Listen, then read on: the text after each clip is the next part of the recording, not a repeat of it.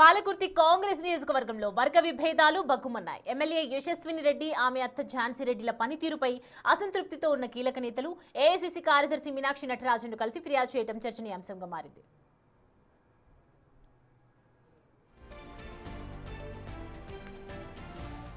హైదరాబాద్లోని MLA quarters లో AICC కార్యదర్శి మీనాక్షి నటరాజన్ను పాలకుర్తి నియోజకవర్గ కాంగ్రెస్ అసమ్మతి వర్గ నేతలు భేటీ అయ్యారు.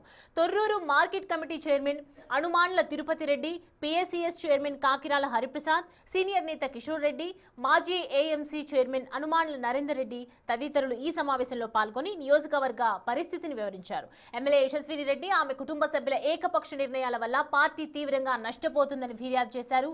అసెంబ్లీ ఎన్నికల్లో 48,000 ఓట్ల మెజారిటీ వచ్చిన నియోజకవర్గంలో కేవలం కొన్ని నెలల్లోనే జరిగిన గ్రామ పంచాయతీ ఎన్నికల్లో బీఆర్ఎస్ 2,000 ఓట్ల మెజారిటీ సాధించడం ఎమ్మెల్యే వైఫల్యమేనని వారు మండిపడ్డారు. స్థానిక ఎన్నికలు ముగియగానే కార్యకర్తలను గాలి కొదిలేసి ఎమ్మెల్యే అమెరికా వెళ్లారని, ప్రజలు ఇబ్బందుల్లో ఉంటే పట్టించుకునే నాదుడే లేడని ధ్వజమెత్తారు.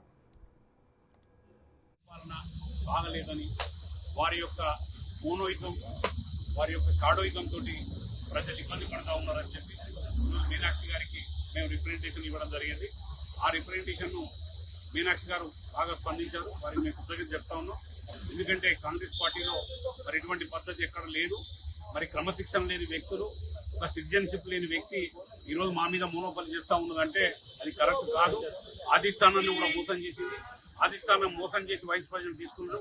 ఆ వైస్ ప్రెసిడెంట్ పై కూడా న్యాయ విచారణ చేసి తక్షణమే వైస్ ప్రెసిడెంట్ తీసేయాలని చెప్పడం జరిగింది కాంగ్రెస్ పార్టీలో.